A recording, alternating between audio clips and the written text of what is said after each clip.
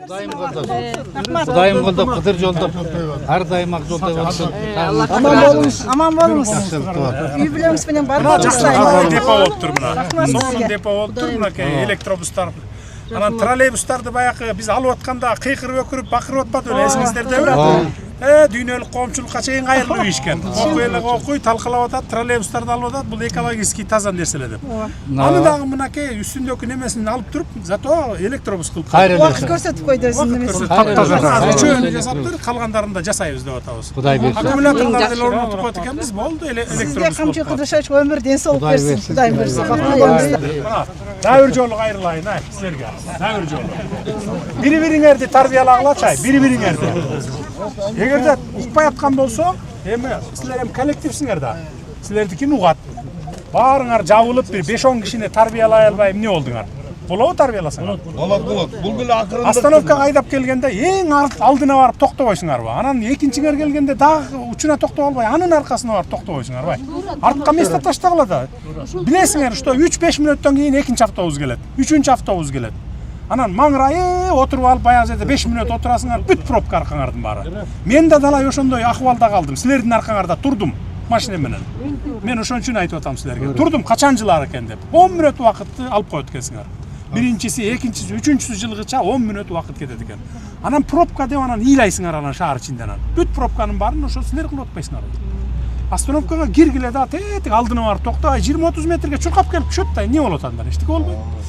Керектүү адам түшөт. Мисалы 100-чү маршрут керек болсо мен чуркап барып түшөм 20-30 метрге. Туура айтамбы эми мына? Туура. Ошон үчүн ошо өзүңөр тарбия алгыла биринчи. Анан башкаларды тарбиялагыла да. Башка коллегаларыңарды. Ким токтоп калса, ошентип токтогон болсо, кечинде чакырып туруп, чогулушка салып туруп урушпайсыңарбы?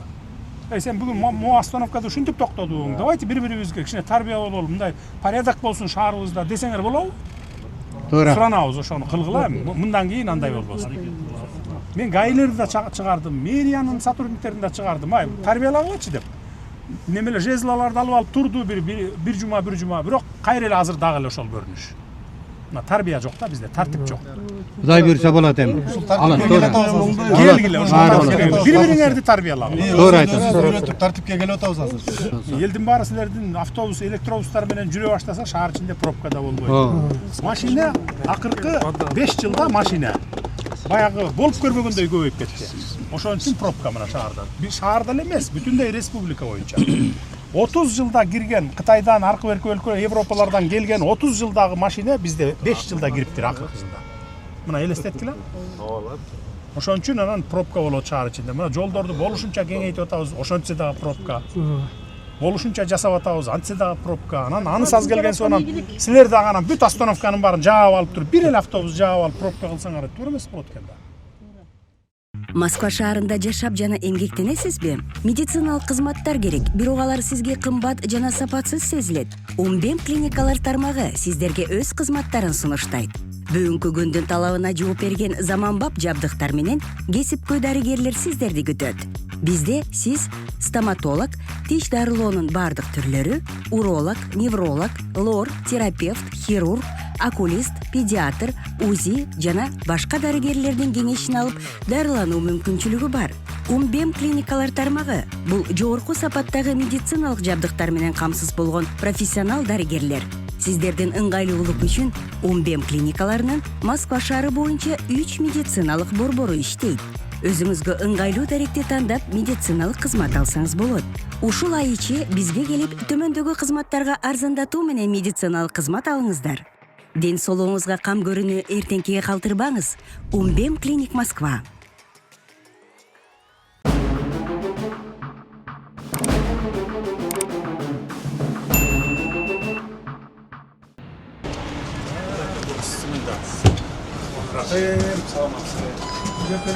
Бул эки эме карточка QR-кодта барбы? Телефон жок, мына QR-код. Телефон. Буякта экен. Бул болсо эме менен.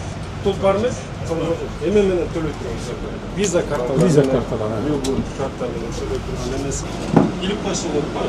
Коляскалар ар бир жумбастан. Анан Канча мүнөттө 0дөн баштап зарядтап беришет. Бул негизи талабы боюнча 0-га чүйрбөш керек экен. 20% калтырыш. Ошону 20%дан канчада Негизи скоростной мен азыр 2,5 саатта толтойт. 2,5 саат мен жетекчи болом, сапат кылам. 2,5 саатта зарядка болот. Быстрый заряд 300 киловатт. 100 киловатттар 300 километрге жетет, а? 270-ден 320 километр. 300 га. 18 Ошондо саатта 2,5 саатта зарядап 300 километр. Ну, улам очередь менен келип турат да заряд. 85 эмен кой.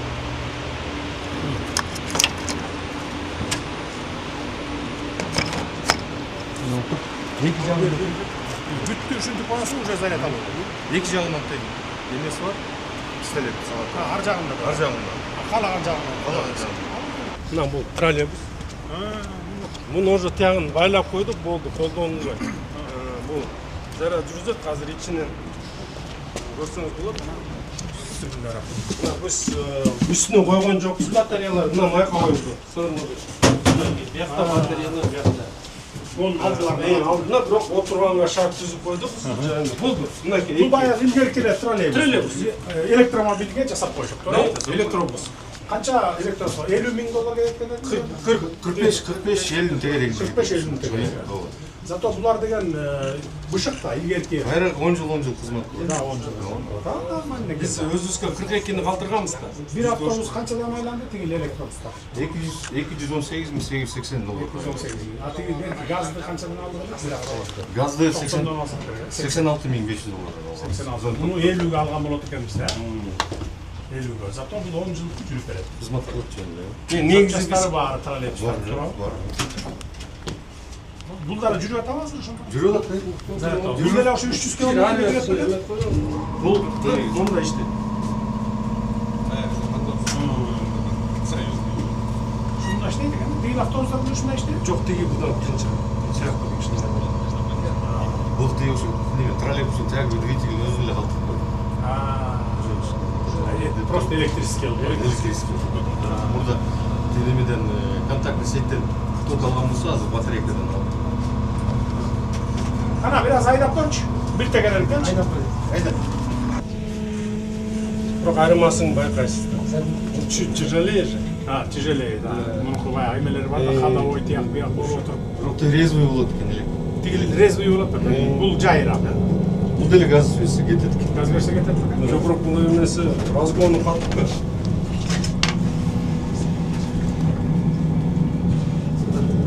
Это троллейбус кадимки. Бирок уже эмеси жок. Линия жок. Булар кыла албай атат дегенде. Булар өткөндө маалымат беришкен коомчулукка. Троллейбусту жаза албай атат, жазаган эме жетпейт деп. Бизде 40 троллейбус бар. Линияга байланбай, Байланбай. жерге бара берет. Жаңы конуштарга бара берсе боло берет мынакей. Болгону бунуку 150. 150 болсо да ой эмес. 20 километр. Ой эмес. Любой. Сиз айткандай короткий маршрут кылып койсокчу. Шаардын ичинде. Шаардын ичинде булар жүрсүн, сыртына тигилер жүрсүн. Алыс жактарга, кант тиги сокулук жакка чейин. Тиги аркада автобусуңар даярдагыла. Аны даярда бир тегерен көрөлү. Ушундай. Кеттик, кана.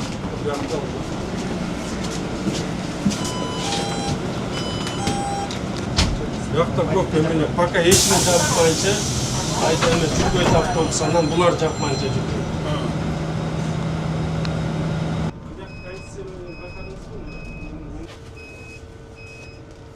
Маңдайына токтоп берсе 100 бат. Түшүп калалы ошого. Азыр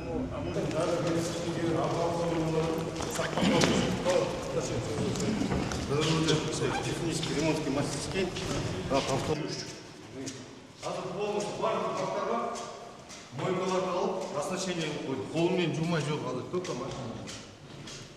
Ардактуу Бишкек шаарынын тургундары, бүгүнкү иш-чаранын урматтуу катышуучулары, кымбаттуу айдоочулар, бүгүн биз Борбор шаарыбызда электробустарды кубаттоочу жана тейлөөчү жайды реконструкциядан кийин расмий ачып жатабыз.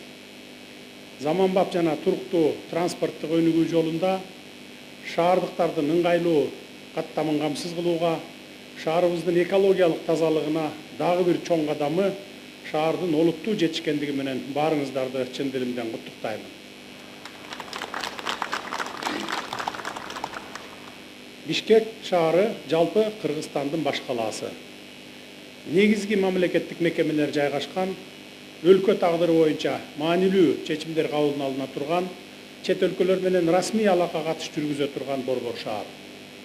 Биз сүйүктүү шаарыбызды чет жактарга тааныта турган, расмий борбор макамына татыктуу болуш үчүн көрктөндүрүү, экологиясын сактоо, жашоого ыңгайлуу шарттарды түзүү боюнча бардык аракеттерди көрүп келе жатабыз. Мына ошол тынымсыз жаңыланып, жанданып, жашоосу кайнап турган Ордо калабыздын кан тамыры бул коомдук транспорт байланышы. Анткени күн сайын 100 миңдеген тургундар шаардык транспорт менен ары бери каттайт, жумушуна барат, үйүнө кайтат. Мамлекет борбор кала тургундарынын күнүмдүк каттамын жакшыртуу, ыңгайлуу шарт түзүү максатында коомдук транспортты өнүктүрүүнү артыкчылыктуу багыттардын бири катары кабыл алганбыз. Мына ушундан улам акыркы 2 жылда газ менен жүргөн 1000ден ашык автобустарды сатып алдык. Андан башка дагы көптөгөн автобустар алынып келинип, шаардыктарга кызмат көрсөтүп жүрөт. Бирок азыркы күндө транспорт гана эмес, экология маселеси дагы курчуй баштады. Кала тургундарынын коомдук транспортун жакшыртуу менен катар шаардыктарга таза абада өтө маанилүү. Мындай заманбап чечимдер биздин келечекке болгон жоопкерчилигибиз деп эсептесек болот. Эми бул коомдук транспортту тейлөөчү жайдын тарых таржымалына азын-оолак токтоло кетейин. Экинчи депо деп ат менен кеңири таанылган троллейбустардын токтомо жайы 1971 жылы курулуп пайдаланууга берилген экен. Андан бери канча жылдар өттү, заман өзгөрдү, транспорттун башка ыңгайлуу түрлөрү дагы чыкты. Бүгүнкү күндө Азия өнүктүрүү банкынын колдоосу менен Бишкек шаарына 120 жаңы электробус толугу менен алынып келинди. Жогоруда аталган депо толугу менен оңдолуп түзөлүп, кубаттоочу инфратүзүм катары модернизацияланды. Бул жаңы транспорттук комплекс Бишкек шаарынын коомдук транспорт системасын жаңы деңгээлге чыгаруучу ири долбоор экенин баса белгилеп айта кетейин. Бул аймакта 5860 чарчы метр курулуш аянты камтылган, ага техникалык тейлөө жана оңдоо жайлары, административдик корпус, кошумча курулуштар дагы кирет. Комплекстин ичинде 60 электробусту жана газ менен жүрүүчү 90 автобусту тейлөө жана сарамжал сактоо шарттары каралган. Башкача айтканда, жалпы 150 даана транспорт каражаттарын бир убакта тейлеп, шаардык маршруттук тармактын тынымсыз иштөөсүн кыйла жакшыртууга багытталган. Бул жерде электробустарды кубаттоочу станциялар да орнотулду. Күнүмдүк оңдоо жана техникалык тейлөө иштери боюнча атайын техникалык жайлар иш алып барып жатат. Бул жай борбор калаанын коомдук транспорт каттамын камсыздоочу автобустар менен электробустардын ишмердүүлүгүн жоготот. Барлыктарды үзгүлтүксүз жана сапаттуу тейлөөгө өбөлгө түзөт. Иш-чаранын урматтуу катышуучулары, бул долбоорду ишке ашырууга салым кошкон өнөктөштөргө жана жалпыңыздарга терең ыраазычылык билдире кетейин. Сиздердин эмгегиңиздердин аркасында өлкөбүздүн баш калаасы жакшырып, көркүнө чыгып, өсүп өнүгүп келе жатканын көрүп жатасыздар. Учурдан пайдаланып, уруксат берсеңиздер, автобустардын айдоочуларына дагы кайрыла кетейин дедим эле. Урматтуу айдоочулар, аялдамага кимиңер биринчи келип токтосоңор дагы астыгараак барып токтосоңор болбойбу? Сөзсүз эле аялдамага жетип жетпей токтошуңар керекпи? Артыңарга бир заматта 3, 4, 5 автобуска чейин келип токтоп, батпай жатканын көрүп жатасыңар да. Көрүп жатасыңар да. Автобустар деле эмес, жеңил машинелерди дагы пробка кылып, артыңарга жыйнап алып жатасыңар. Айтып эле атабыз. Мен шаар ичинде өзүм дайыма машина айдап жүрөм. Bir күндө чыгып, bir 4-5 саат шаар кыдырып келсем, 10-15 остановкада аялдамада так ушундай көрүнүштү көрөм да. Жетип жетпей келип токтоп алат, аркасында 5-6 автобус турат, күтүп, анын аркасында 20-30 жеңил машинелер турат. Ошондуктан кимиңер биринчи келип токтосоңор дагы алды жагына барып токтогулачы, сураныз силерден. Көп болсо элдер bir 20-30 метр жерге басып барып түшөт. Анда эч нерсе болуп кетпейт. Зато арт жагыңарда 4-5 автобуска орун калтырып токтойсуңар. Пробка да болбойт. Мындан сырткары электробустар менен автобустарды сарамжалдуу пайдаланууга шаар маданиятын сактап, жалпы жүргүнчүлөргө сылык сыпаа мамиле кылгыла. Ошону менен бирге эле шаар тургуну болобу же шаарга келген мейманбы, айтор, урматтуу жүргүнчүлөр, сиздерге дагы кайрыламын. Коомдук транспорттун айдоочуларынын таң аткандан түн киргенге чейинки тынымсыз эмгегин баалашыңыздар керек. Ажылдап көрүнгөн жерден токтот эле токтот деп кыйкыра бербеңиздер. Бир гана аялданмадан токтойт экенин эсиңиздерден чыгарбаңыздар. Мурдакы маршруттук таксилердин заманын унуткула. Ал заман өттү, кетти, болду, эми келбейт кайра. Урматтуу шаарлыктар, Борбор калабыздын өркүндөшүнө багытталган бүгүнкү саамалык менен дагы бир жолу куттуктаймын. Ар бир аракетибиз элибизге кут, мамлекетибизге сыймык алып келе берсин. Бишкек шаарыбыз күнүгө жаркырай берсин, жакшыра берсин. Көңүл бурганыңыздар үчүн рахмат.